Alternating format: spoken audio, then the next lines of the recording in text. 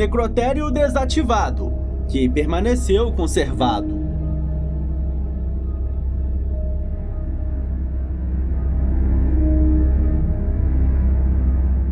Um tour pelas salas de necrópsia, mesas onde eram realizados os procedimentos, a câmara onde eram guardados os corpos em putrefação, além de instrumentos e várias curiosidades.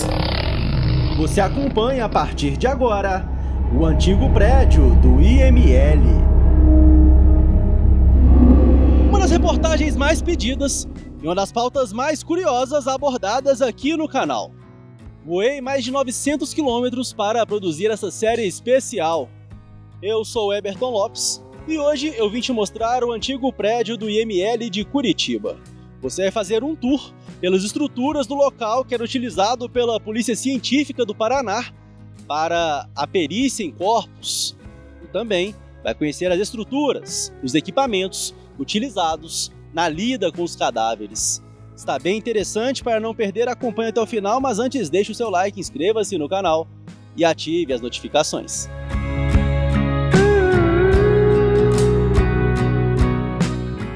Viajei quase 900 quilômetros de Belo Horizonte até Curitiba, capital do estado do Paraná. Além da conhecida Ópera de Arame, a cidade guarda diversos locais repletos de curiosidades. E por isso, gravamos uma série de reportagens curiosa, que fez valer toda a distância percorrida.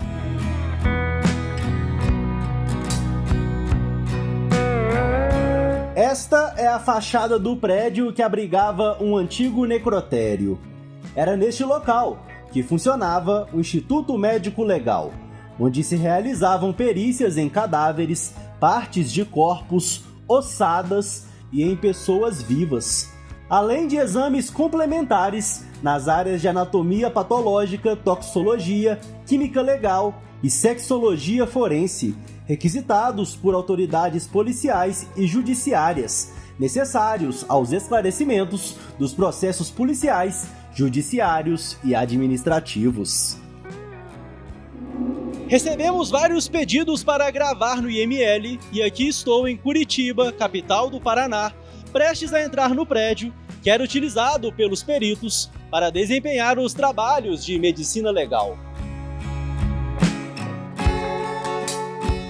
A instalação está desativada desde 2018, quando o Instituto Médico Legal foi transferido para um novo prédio. Apesar de não estar mais em operação, o local permaneceu conservado e contém objetos que eram utilizados no trabalho dos peritos que atuavam ali.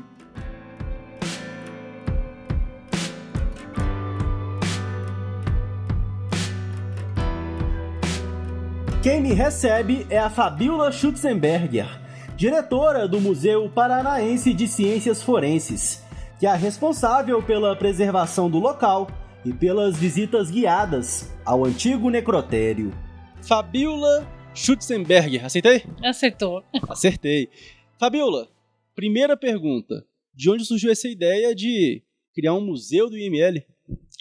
Bom, o Museu do IML ele existe desde a década de 70, assim, recebendo estudantes. Em legislação, ele é até mais antigo que isso, tá? E aí, em 2018, esse espaço aqui que vocês vão conhecer ficou desativado por conta de um prédio novo. E então a gente pensou lá desde 2018, quem sabe se a gente pudesse abrir esse espaço para visitação. E só em 2022 que isso foi possível, né? Esse prédio aqui, então, era o prédio que era usado oficialmente pelo IML.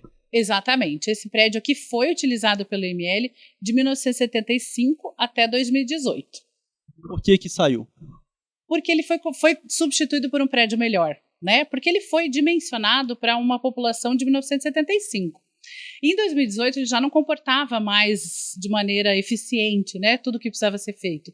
Então esse novo prédio foi construído e todas as atividades periciais ligadas ao necrotério passaram a ser desenvolvidas nesse prédio novo. Então nós vamos conhecer agora. Exatamente. Vamos lá? Vamos.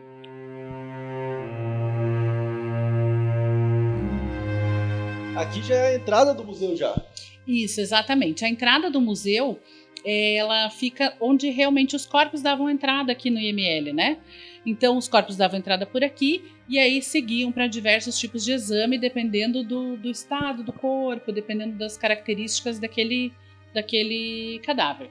Então, o rabecão parava ali, onde está aquele carro do início da nossa conversa, descia a padiola e vinha por aqui. Exatamente. Os corpos davam entrada por aqui, né?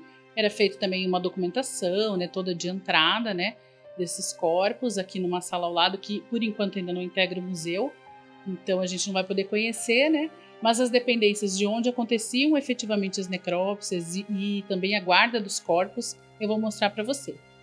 Antes de mostrar, que eu sei que tá todo mundo curioso aí para conhecer o antigo prédio do IML, Fabiola, perita criminal, você disse em off aqui que está como diretora. O que te levou para essa área de trabalhar em cenas de crime, em cenas de morte? Eu acho que essa área é muito curiosa, né? É uma área assim que desperta muito interesse de tentar descobrir o que aconteceu, né? Porque numa cena de crime você tem só o final.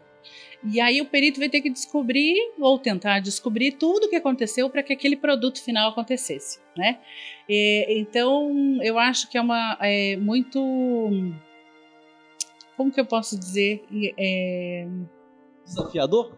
Também, eu acho que desperta muita curiosidade da gente, né? É um desafio de você tentar entender tudo o que aconteceu para chegar naquela cena final, né? Então, é um trabalho, assim, muito diferente também, né? Eu acho que desperta muito interesse e acabei indo por essa área, né? Eu trabalhei 10 anos em local de morte violenta, fazendo o exame de local, e agora, desde 2022, que eu estou no museu.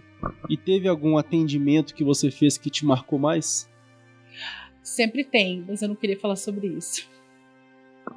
Não. Porque é sempre muito traumático, acho, sabe? Esse tipo de coisa. É sempre muito triste. Se eu for falar, é uma coisa assim tão, sabe? Você não consegue se separar, isolar da situação ali? Eu acho que no fundo ninguém consegue, sabe? Você pode até ficar melhor nisso, em se isolar, em não tentar não sentir tanto, né? Mas eu acho que 100% assim é muito difícil, né?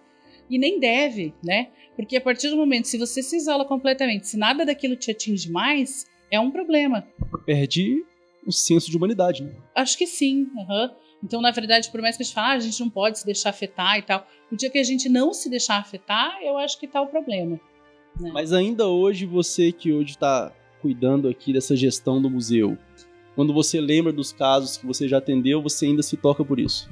Ah, não tenha dúvida. Com certeza. Tem alguns casos, acho que, eu não vou dizer todos, né, que talvez seja um exagero, foram 10 anos, mas a grande maioria dos casos eu lembro, em detalhes. Então eu acho que é uma coisa que a gente não apaga, assim, né. Claro, eu tô falando da minha experiência individual, né, talvez outro perito te diga uma coisa diferente, mas eu realmente nunca apaguei, aí nunca consegui esquecer. É muita tristeza, né, muita coisa ruim, enfim. Quando você ia pra rua, pra cenas de crime, você se preparava de alguma forma, psicologicamente, espiritualmente? Tinha algum ritual? Não. Eu acho que só... Porque aí a gente entra no modo trabalho, né? Então a gente entra no modo trabalho, concentrada para não perder nenhuma informação, para tentar processar exatamente o que eu estava vendo. Então, acho que ligar esse modo trabalho, né? Assim, agora eu tem que estar 100% atenta. E quais são as habilidades desejáveis ou essenciais para um bom perito criminal? Dedicação, eu acho que é a primeira de todas.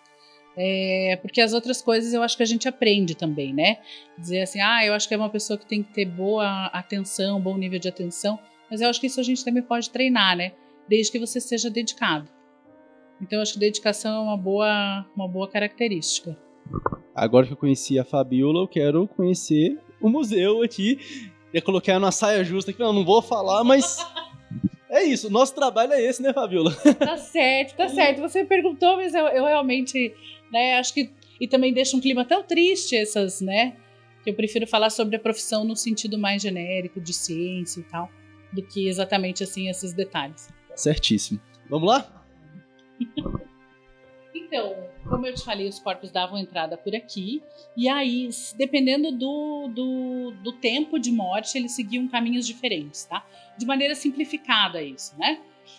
Então, se os corpos estavam mortos há menos tempo, eles seguiriam direto para a sala de necrópsias. Se os corpos já estavam iniciando o processo de putrefação, né, de decomposição, eles iriam para outra sala, uma sala especial onde só tinham necrópsias desses tipos de corpos, tá? Que eu vou mostrar para vocês agora. E vamos considerar que o corpo está no estado de putrefação, ele vinha para cá então. Isso, exatamente. E a necrópsia era feita nessa sala aqui. Essa plaquinha, ela é de quando o necrotério estava efetivamente em funcionamento. Então, os corpos, é feita essa necrópsia em separado, porque os corpos putrefeitos às vezes têm fauna cadavérica associada, né, insetos, o odor também, né, o cheiro às vezes é muito intenso, então eles fazem, é feita a necrópsia nessa sala em separado. Eu vejo aqui que tem uma imagem aqui, é da época que estava em operação ainda? Isso.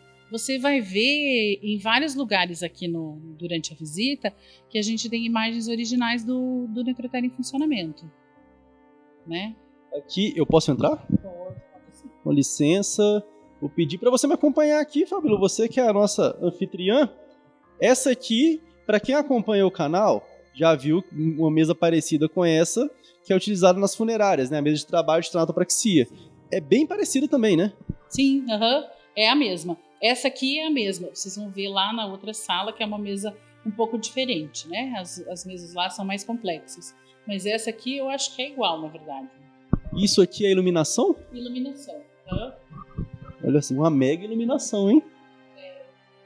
E uma curiosidade também é que essa sala aqui vai ser reativada como IML veterinário agora, né? Então vai ser feito esse processo, né, de adaptação dessa sala aqui para que ele possa funcionar como IML veterinário. Para atender a população aqui de Curitiba. Isso, quando tem casos envolvendo crime, né? Aí pode ser feita a necrópsia dos animais, mas tudo relacionado sempre a crime, né? Cena de crime. E essa geladeira aqui? Essa geladeira, ela, tanto essa como aquelas, eram utilizadas para guardar amostras, né, de corpos que eram processados na sala de necrópsia. Então, uma amostra de sangue, por exemplo, né, que depois iria ser mandada para o laboratório lá em cima fazer análise. Fabíola, o que a morte representa para você? Nossa, essa pergunta é muito difícil, né? Porque é muito complexa essa pergunta.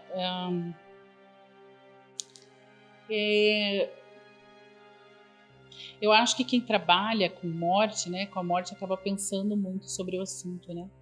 Isso acaba vindo muito à tona, fica martelando muito na cabeça da gente essa questão da finitude. Mas eu não sei te responder o que é a morte, assim. Eu acho que a gente pensa muito sobre isso, porque a gente encara a morte todo dia, né? Assim, pessoas que morreram todos os dias, mas não sei te dizer. Acho que é muito complexo e acho que é muito difícil de responder. Acho que quando a gente consegue responder essa pergunta, né, já está em outro estágio, eu não cheguei lá ainda. É um paradoxo, né? O profissional que trabalha lidando com a morte para falar sobre isso é bem complicado, né? Sim, eu acho que a gente não fala muito sobre isso, né? Eu acho que a gente acaba tendo uma postura assim de eu não vou me deixar abalar, não vou pensar sobre isso, senão eu não consigo trabalhar. E eu acho que a gente tem essa dificuldade mesmo, né? Que a gente pensa sobre isso, mas não conversa, não troca ideia. E isso acho que acaba até adoecendo alguns profissionais, né? Que trabalham com isso, né? Fabíola, nós estamos num prédio que funcionou vários anos como IML, recebia corpos de pessoas falecidas, principalmente, né, de mortes violentas e tudo. Quando alguém começa a alimentar assuntos relacionados, por exemplo, ao sobrenatural, a gente fala, não, no prédio do IML ou no prédio da funerária, como que você lida com isso? Olha, nunca aconteceu comigo, né? Eu sei que as pessoas falam muito sobre isso, né? Colegas e tal, mas nunca aconteceu comigo. Eu procuro não pensar muito a respeito, assim. Porque eu acho que também se a gente se deixa levar muito por isso, acho que a imaginação também começa, né, a trabalhar demais. Então eu prefiro não pensar muito sobre isso. Nem que aconteça, né? Não, também não. Vamos seguir aqui a visita? Vamos sim. Aí, essa sala aqui, então, como eu te falei, era a sala de corpos já que tinham iniciado o processo de putrefação. Caso o processo já estivesse muito adiantado, não fosse possível fazer exame do corpo, por exemplo, chegaram só ossos, um pouquinho só de partes moles e tal, os ossos são processados e encaminhados aí para a antropologia forense. Tá? O que seria processar um osso? Seria retirar o restante das partes moles. Tá? Hoje em dia, por exemplo, esses ossos são preparados em bacias grandes e ficam ali em contato com a água, né? E depois que esses corpos, essas partes moles se soltam, elas são retiradas, terminados de retirar ali com instrumentos, e aí esses ossos são enviados para a antropologia. A antropologia daí vai fazer exames, por exemplo, para tentar determinar o sexo daquele indivíduo, a idade, se tem alguma lesão nos ossos que possa dar um norte sobre a causa da morte, né? Então, mesmo quando chegam corpos esqueletizados aqui, ou quase esqueletizados, é possível fazer a necrópsia, né? É possível fazer o exame, né, desse corpo para tentar determinar de que forma que ele morreu. No caso dos crimes, é como diz o ditado, né? Não existe crime perfeito, sempre vai ter um vestígio, né? Sempre, a gente sempre vai deixar, né? O criminoso sempre vai deixar alguma coisa no local, sempre. E sempre vai levar alguma coisa com ele, né?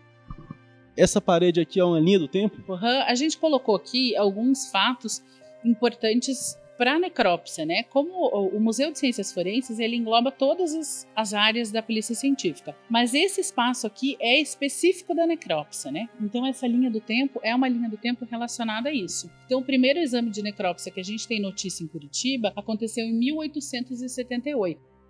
O primeiro necrotério do Paraná não foi um prédio específico da polícia, ele foi um necrotério instalado dentro da Santa Casa. Então o necrotério era dentro desse prédio. Até para as mortes violentas eram levados para lá. Tudo. O primeiro necrotério da polícia foi inaugurado em 1936. Né? Então de 1880 até 1936 as perícias eram realizadas dentro do hospital. Aí em 36 eles fizeram um prédio aqui no centro também. E em 75 inauguraram esse aqui, né? Então ele se mudou de 1936 para cá, e daí de 1975 a 2018 funcionou aqui. Acompanhando aí a evolução da cidade, o crescimento da população, vai mudando e se adequando, né? Exatamente, porque claro, a gente não atende só Curitiba também, nós atendemos Curitiba e região metropolitana. Então, esse IML, né, o Instituto Médico Legal, a Polícia Científica tem que acompanhar o crescimento da população, né? Então, por isso os prédios foram ampliando, e não só da população, como a melhoria da tecnologia também, né? Adequar os laboratórios, enfim. Vai se tornando museus pra gente aqui. Né? Exatamente. Conhecemos então a sala de necrópsia dos corpos em putrefação, e tem uma outra também, né? Temos outra. Temos outra sim. Deixa eu mostrar pra você. Então, se o corpo dava entrada no IML, né? Ainda com poucas horas de morte, ele já vinha direto aqui para a sala de necrópsia, que é o espaço que eu vou mostrar para vocês agora.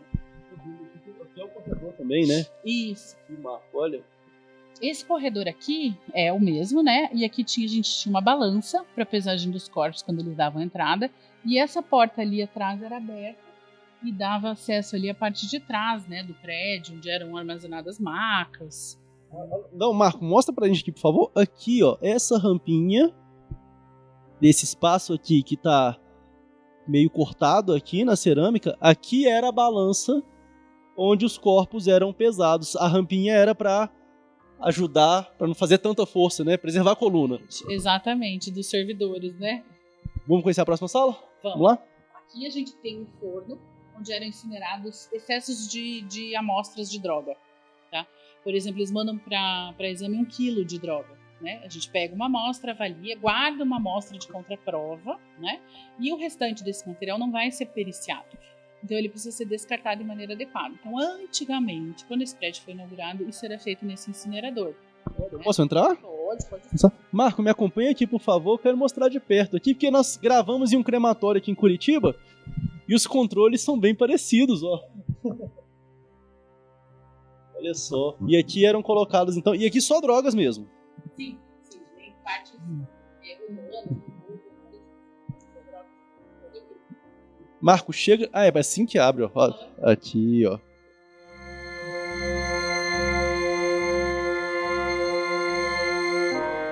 Vamos conhecer a próxima sala? Vamos lá?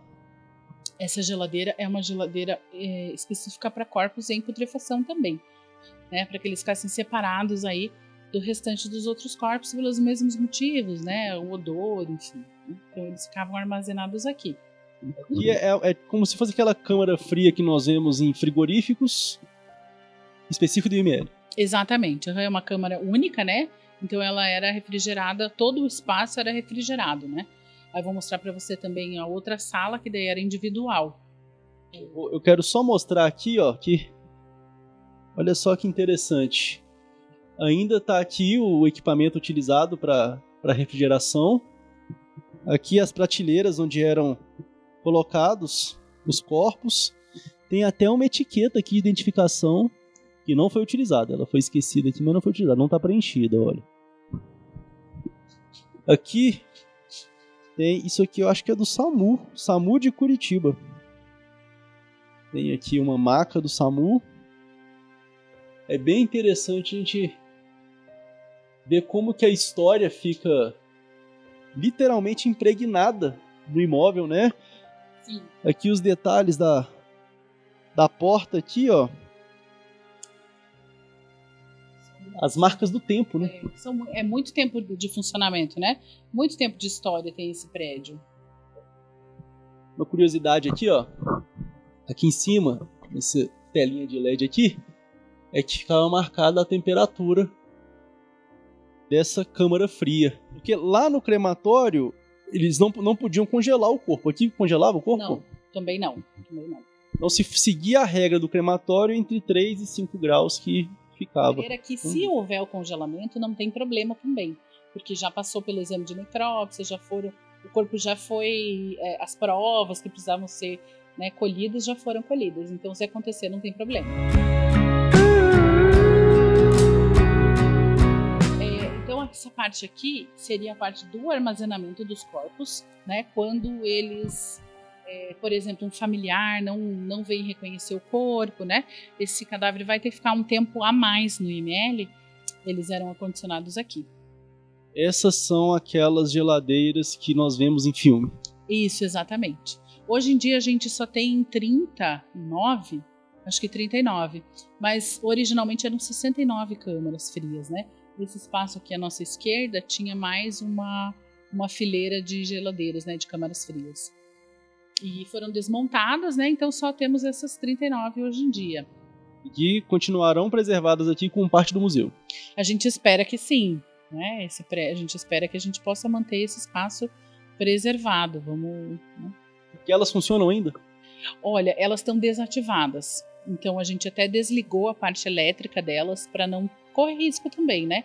Por ser um equipamento muito antigo e tal. A gente desligou. E em 2018 elas estavam funcionando. Depois a gente nunca mais ligou. Passou muito tempo, né? Sim.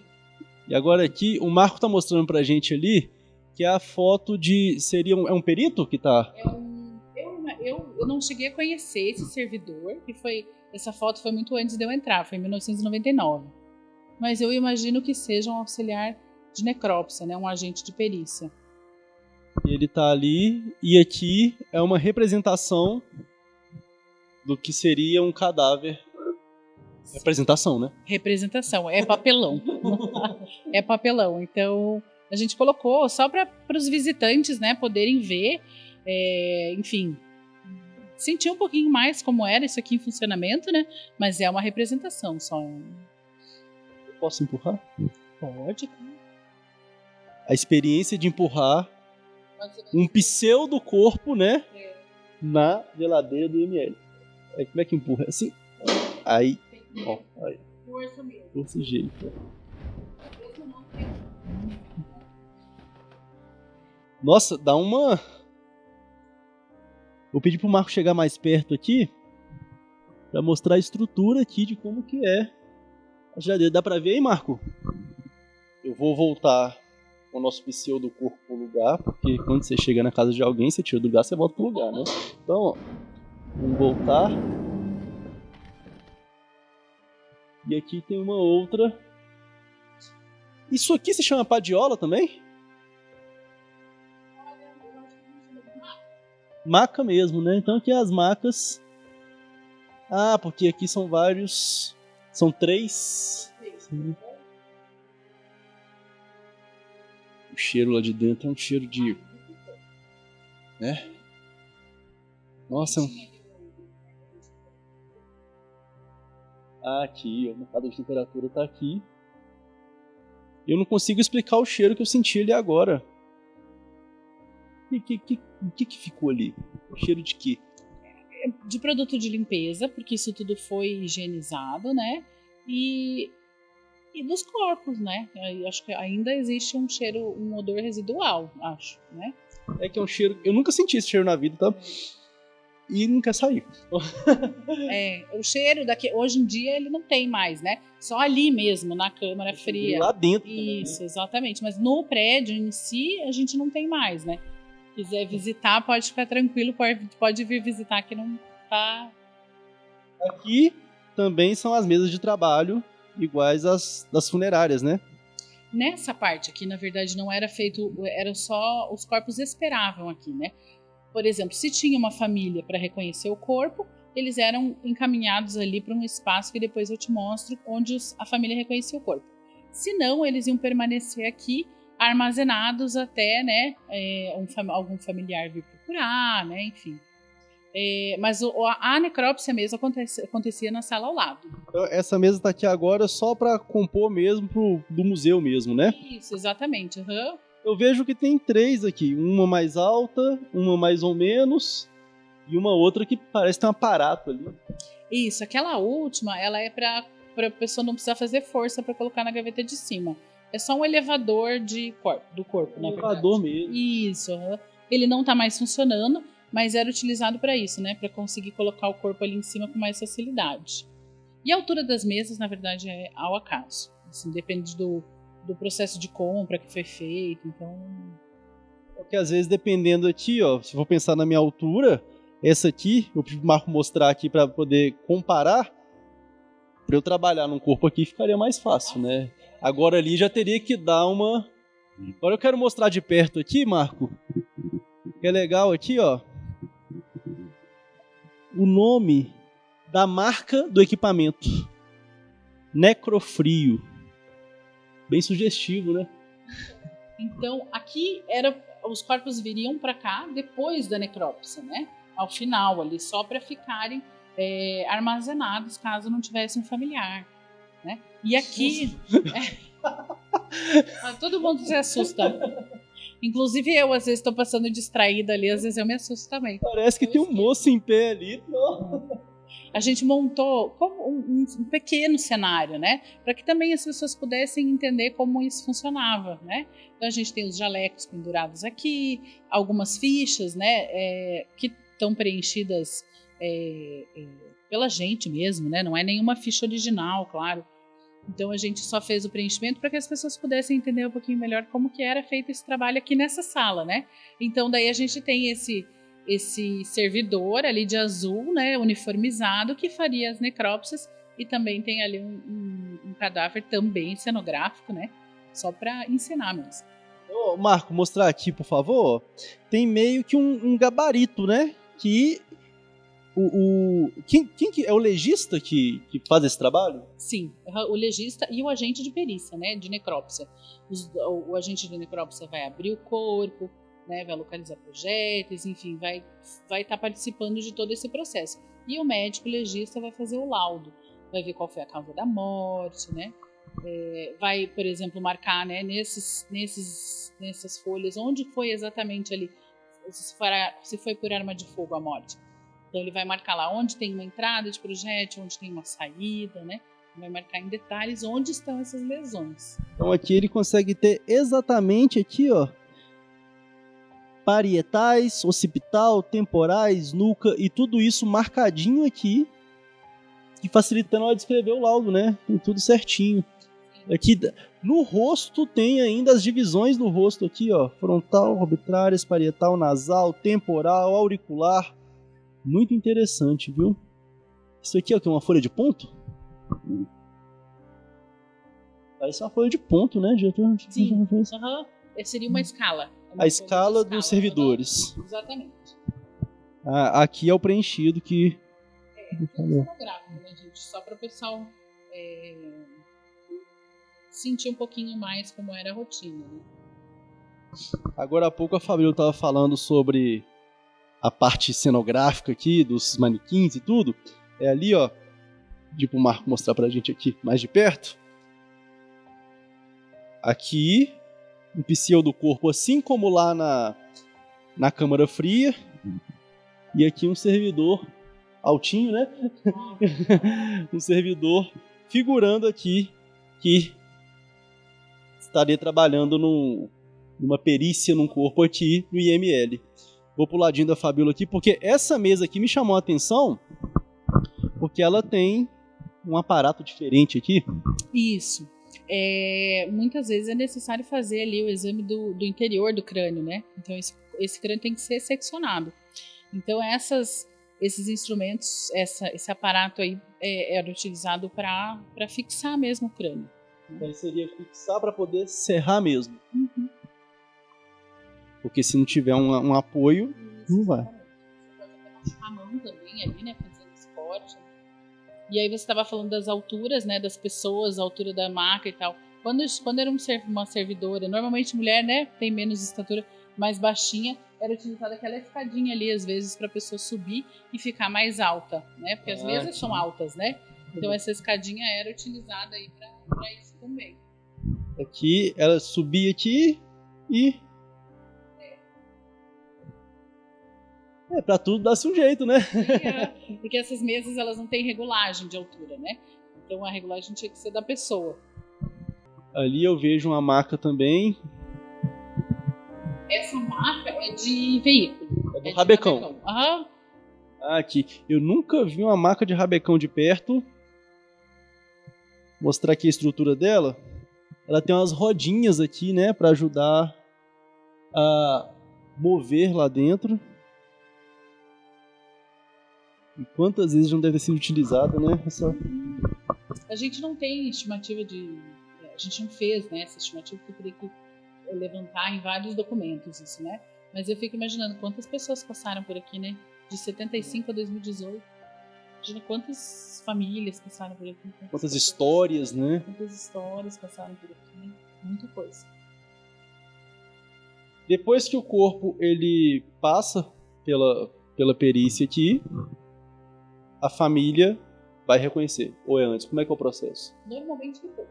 Depois que já tem essa... Sim. Mas a identificação da família hoje em dia não é só por isso que a gente vai identificar um corpo. Vai ter que fazer a identificação papiloscópica também. Então a gente tem os profissionais que vão fazer isso para ter certeza, né? Porque às vezes o cadáver chega machucado, às vezes a família está muito abalada, então é difícil reconhecer, né? Em algumas situações. Então, e para garantir mesmo, né? É feito a partir das impressões digitais. Caso não seja possível fazer pelas impressões digitais, né? Se as impressões digitais foram perdidas. É feito o exame odontológico, né? É feito o exame odontológico, se tiver com o que comparar. Se tiver as fichas odontológicas dessa pessoa, quando ela ia no dentista e tal. Se isso também não for possível, aí se parte para o DNA. Então aí tem que ter um familiar para fazer essa comparação.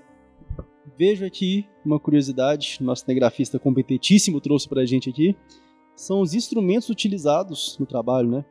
Sim, são alguns dos instrumentos utilizados. Então você pode ver que tem mesmo serra, né? Tem algumas coisas assim que de repente a gente imagina que são instrumentos muito brutos, né? Mas no exame de necropsia às vezes são necessários, né? Porque serra, tem uma cegueta, um machado, né? Alicates, seringa, régua. A régua, por exemplo, se você vai medir uma lesão, né, você tem que colocar, o médico legista ele vai colocar no laudo, né, que aquela lesão tinha tantos centímetros de largura, por tantos centímetros de comprimento. Então esse é um exame bem detalhado, por isso da régua. Que daí dá para você tentar encontrar também qual arma foi utilizada, né? Encontrar não, tentar mensurar que tal arma utilizada poderia causar aquele tipo de lesão. Seria isso mesmo? Isso, exatamente. Por exemplo, se você diz lá que a lesão tem tantos centímetros e se encontra uma arma com o dobro desses centímetros, você pode dizer, provavelmente não foi essa arma utilizada, né? Ou provavelmente foi, né? Quando você consegue uma comparação, quando as armas têm ali características semelhantes à lesão produzida. Tudo pode ser utilizado para tentar elucidar um crime, então, no caso de verificar esse corpo aqui. Às vezes até um machucadinho na unha pode ser determinante, né? Pode, por exemplo, um machucado nas unhas, por exemplo, pode te indicar que houve luta corporal. E aí você pode, por exemplo, encontrar material, DNA do autor embaixo das unhas da vítima, por exemplo. Né? Então, por isso que quando eu falei que a atenção é uma característica muito importante do perito, né? Porque ele tem que estar atento realmente a todos esses detalhes, né? E dedicação para saber quando, o que procurar, né? Porque a gente não basta procurar, tem que saber o que está procurando também, né? Não existe crime perfeito. Vamos pro próximo espaço que nós vamos conhecer? Os seguidores do canal pediam há muito tempo uma visita ao IML e a Polícia Científica de Curitiba que abriu as portas pra gente, do Paraná, né? Aqui em Curitiba, que abriu as portas pra gente. Agradeço mais uma vez, tá sensacional. Mesmo se não estivesse gravando, eu gostaria de vir aqui pra conhecer, tá bem legal. Então, alguns corpos, eles, por exemplo, morte por arma de fogo, né? Então, o perito médico legista, ele tem que achar esses projéteis, porque eles podem ser uma prova, né? Para incriminar alguém ou para inocentar alguém, né? Então, por exemplo, o corpo vem, a gente retira esses projéteis e manda para balística. Daqui 2 semanas, prendem um suspeito com uma arma e querem saber se aquela arma foi a responsável por disparar aqueles projéteis. Mandam essa arma para a balística e a balística vai fazer essa comparação. Então, retirar os projéteis do corpo e fazer a guarda correta desses projéteis também é uma etapa muito importante da necrópsia. Às vezes é difícil de localizar dentro do corpo esses projéteis, então o cadáver vinha para o raio-x. Né? Tem um raio-x aqui. Tem um raio-x. Esse não é o equipamento original, é o equipamento odontológico, né? O equipamento original não existe mais, mas dá para ter uma ideia de como a sala funcionava, né? Então, se fazia esse exame para tentar localizar com maior facilidade os projéteis dentro do corpo. Então, o corpo vinha, entrava aqui, colocava nessa espécie de maca aqui, né? E eu vejo que, para quem já fez raio-x odontológico, tem aquela cabine ali que o operador fica atrás da cabine. Mesma coisa aqui, né? Mesma coisa, E usavam aquelas roupas também, né? Para proteção, roupas de chumbo. E aqui também tem a foto original, né? Fabiola, terminamos aqui o raio-x. O que mais tem de curioso para mostrar pra gente aqui no prédio do IML? Tem mais 2 salas para te mostrar. Uma é a capela, né, que era onde os familiares poderiam reconhecer os corpos, né, das vítimas. Uma capela? É uma capelinha, E se quisessem também, né, podiam ali ter um momento, né, se a pessoa fosse religiosa e tal, mas o reconhecimento do corpo era feito ali.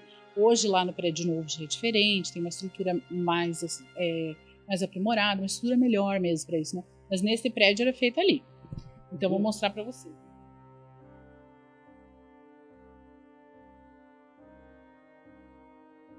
Aqui é um espaço bem pequeno, né? Mas era assim que funcionava, né? O pessoal trazia a vítima até aqui e a família reconhecia aqui neste espaço. Vou pedir pro Marco entrar comigo aqui. Aqui dá para ver que ainda tem uma imagem religiosa. A mesa aqui dá pra ver desgastado. Os sinais do tempo aqui que permanecem expostos. E o corpo era colocado numa mesa como essa. Isso, a mesa já vinha de lá, né? O corpo era retirado da mesa de necrópsia, era colocado numa maca assim. E aí ele aguardava aqui nessa maca tanto a família reconhecer, como daí a funerária vir buscar, né? Você sabia que o local onde os corpos eram reconhecidos aqui no IML se chamava capela? Porque capela você pensa em velório, pensa em tudo, e aqui capela para reconhecer os corpos. E talvez também um local que era o cenário de más notícias para várias famílias, né? Que é onde viam de fato ali que o seu ente querido tinha falecido. Exatamente. E a gente sabe, né, que nesse lugar está associado um monte de histórias tristes, né? A melhor possibilidade que eles têm quando você vem ali é que não seja seu familiar, né? Senão é uma história triste, né? Então isso aqui é recheado realmente de histórias trágicas, né? Enfim. Depois que o corpo foi reconhecido aqui, aí que a família vai seguir com os trâmites legais, burocráticos, para a funerária pegar e tudo. Mas ele só sai daqui quando já está elucidado o crime? Não, não. O corpo, depois que é finalizada a perícia, o corpo é liberado, né? Mas aí vai acontecer investigação, vai acontecer muitas vezes durante esse período em que está sendo feita a necrópsia do corpo, o perito lá que foi no local está analisando os vestígios, então, e aí vai encaminhar para a delegacia que vai fazer a investigação. Porque nós aqui no Paraná, nós não somos da Polícia Civil, nós somos da Polícia Científica. Então, nós vamos fazer a parte de produção de provas materiais, lidar com a prova material, né? Produção de provas pode soar estranho para quem não é do meio, né? Então, a gente vai analisar as provas materiais e a Polícia Civil vai fazer essa investigação. E o nosso laudo vai também auxiliar tanto a Polícia Civil a investigar, como o juiz lá na frente a julgar esse caso, né? Calcular a pena, enfim. Então, o nosso laudo vai servir aí, vai auxiliar todo o processo judicial. É um desafio porque quando a família ela já sabe que o ente querido faleceu, que está no IML, ela quer agilidade para poder liberar lá o corpo, né? Então, o servidor também lida com muita pressão aqui, né? Sim, a gente muitas vezes sente que a família está muito angustiada para liberar o corpo, mas a demora para a liberação do corpo, quando o corpo está aqui para fazer a necrópsia, é uma questão de cuidado, de atenção à prova pericial, né? Então, o perito que está aqui para liberar o corpo, ele não vai demorar para liberar por descaso, mas sim o contrário. O exame pericial, às vezes, leva horas, né? Então, em alguns países, por exemplo, às vezes o corpo demora mais de dias, semanas para ser liberado, até estar concluído todo o processo.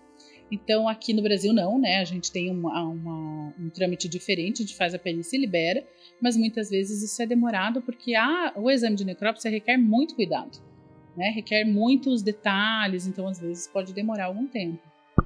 Fabiola, essa foi a última etapa da visita aqui no IML? Não, a gente tem mais uma sala, que é a sala da antropologia.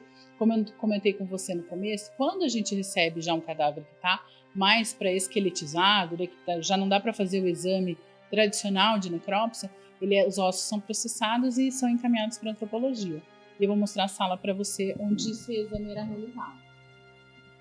Então, na antropologia, a gente vai fazer análise dos ossos. E aí, na análise dos ossos, a gente vai poder determinar a idade da vítima aproximada, o sexo, se era mulher ou homem, e possíveis lesões. Né? Então, tudo isso era feito aqui nessa salinha. Aqui parece que a mesa, que tudo aqui é original, tô certo? Sim. Tudo é original. O armário é original, essa mesa que é original. A gente não tem o registro, mas eu imagino que essa mesa tenha vindo lá do antigo necrotério que foi desativado antes desse aqui. Lá. Eu pedi pro Marco mostrar aqui, porque geralmente a gente vê as mesas em inox e tudo, mas essa aqui é mármore, esse material, não é? Mármore, mármore e aço, né, que é a estrutura dela.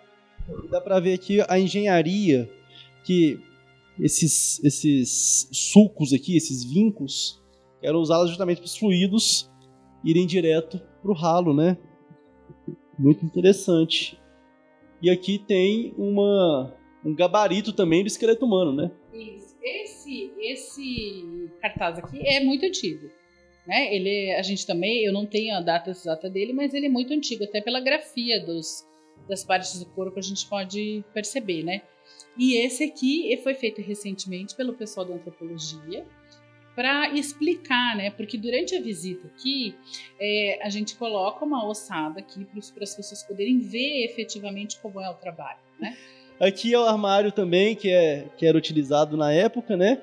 Dá pra ver, só pelo design, dá pra ver que é bem antigo. As características da madeira, sim, é um móvel muito antigo. E aquilo ali é aquele equipamento para ver radiografia? Isso, exatamente. E aqui tem também... Sim, porque o pessoal da antropologia trabalha aí de uma maneira muito estreita com o pessoal da odontologia forense, né? Que faz aí esses exames de arcado. Desde que tenha com o que comparar, né? Porque se eu não tenho com o que comparar, por exemplo, se eu não consigo as fichas dos dentistas que acompanhavam essa pessoa em vida, eu não tenho com o que comparar, então o exame odontológico não é possível. Né? Fabiola, aqui se encerra a visita ao IML? Sim, neste prédio aqui, a gente encerra a visita aqui, né? Claro que durante a visita a gente também aproveita e fala muito sobre a polícia científica, sobre os outros tipos de perícia que a gente desenvolve aqui, né? Para contar também para a população a amplitude do nosso trabalho, né? Mas o espaço físico é esse, a gente encerra a visita aqui. Gente, a Fabiola é responsável pelo Museu de Ciências Forenses aqui do Paraná. E eu, como eu vim de Belo Horizonte para cá, para conhecer o Museu do IML, eu vou me autoconvidar para conhecer o Museu de Ciências Forenses. Você me mostra? Claro, vamos lá. Esse assunto para a próxima pauta. Eu te pergunto o que você achou desta visita aqui ao antigo prédio do IML. Agradeço a Fabiola por abrir as portas mais uma vez para a gente. A gente que agradece. Se você gostou, deixe seu like, se inscreva no canal e ative as notificações. Lembrando que os bastidores desta e de outras reportagens estão nas redes sociais e nosso arroba é o Vim Te Mostrar. E lá também você encontra vídeos exclusivos de 1 minuto. Um grande abraço, muito obrigado pela sua audiência e até o Museu de Ciências Forenses. Isso aí. Valeu!